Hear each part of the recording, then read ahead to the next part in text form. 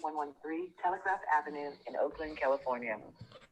Visit their website at www.harmonymdc.org. Visit them on Facebook at Harmony MD Church or on Instagram at Harmony MDC. Donations are always welcome and help to keep this radio ministry alive. You can donate by going to Givelify on your smartphone or on their Facebook page.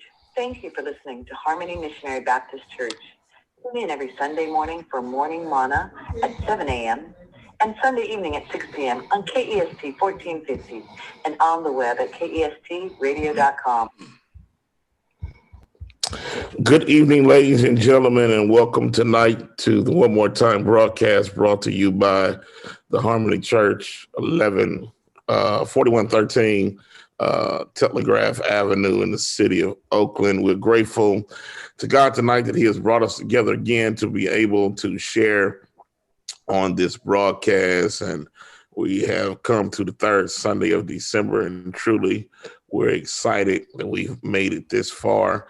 I'm grateful tonight to be able to come to you again to the One More Time broadcast. I want to apologize to our Facebook listeners that normally catch us at 6. We're having a few technical difficulties, and I'm going to try my best to figure that out about time we get to our after show. I'm grateful tonight to not be by myself again. We have my co-host with us. If Skarsky had Hutch, if Laverne had Shirley, if Tonto had the Lone Ranger, if Fred had Lamont, of course, Batman has to have Robin. Robin, say hello tonight to the people. Hello, hello, hello to all my friends out there in KEST Radio Land, AM dial 1450. On that situation, it's good to be with my brother, my friend, my confidant, Anthony L. Perkins, and that great preacher extraordinaire on this show for tonight. Just good to be here, man. I'm live today. Next week is Christmas. I'm on vacation. I'm trying to look like it. Like I got some sunshine in my face. Like, oh, it's all good, man. I'm good to be here. And tonight, as always, we always have a special guest joining us. And I'm grateful tonight to have my friend and my brother. And when I say friend and brother, I mean truly. He's almost one of those that when my brother was alive, we went to my mom and said that you have another one and didn't tell us about it. He fit right in the family. Been knowing him for over 30 years. We went to college together. Please, y'all welcome my friend and brother, Pastor A.B. Emerson, Alonzo B. Emerson of Tapestry Church in Oakland. Emerson, will you say hello to the listeners tonight? Hello, listeners. That's him. So we've been doing this to our listening audience. We're grateful to God for show number 38.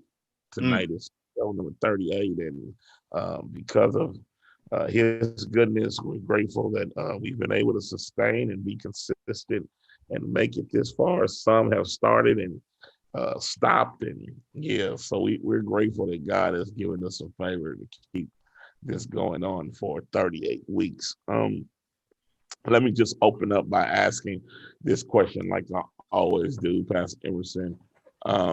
This pandemic caught everybody just by surprise. We weren't expecting it. It just kind of just hit us. Can you just kind of explain personally when you found out about it? Were you on the road? Were you traveling?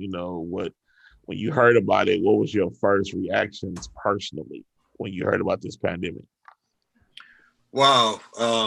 Let me see if I can recall when I heard about it. We were, I believe we were at a staff meeting at church, and man,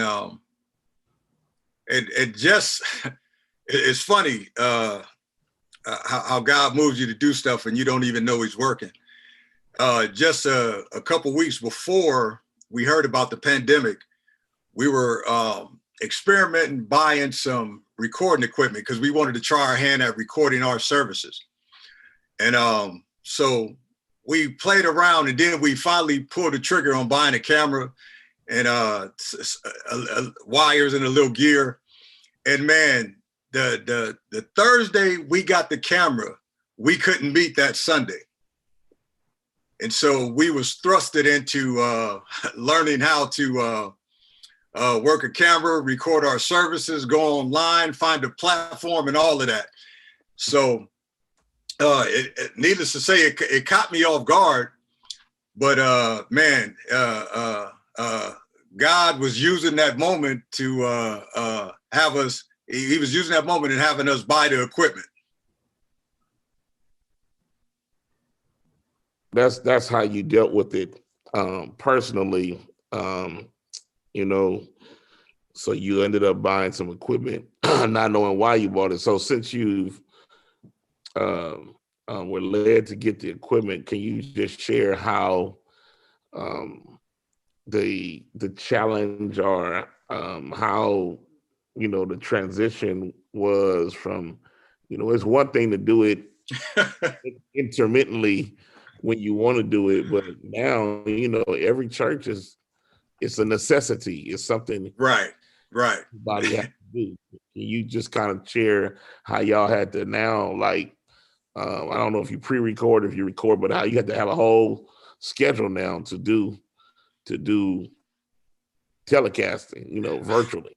Well, if you look at the first ones, you'll see it's a big difference between now and then. And the first ones, man, we just had to do it. And man, we tried recording the worship team live, and then we tried recording different pieces of the service and gluing them all together.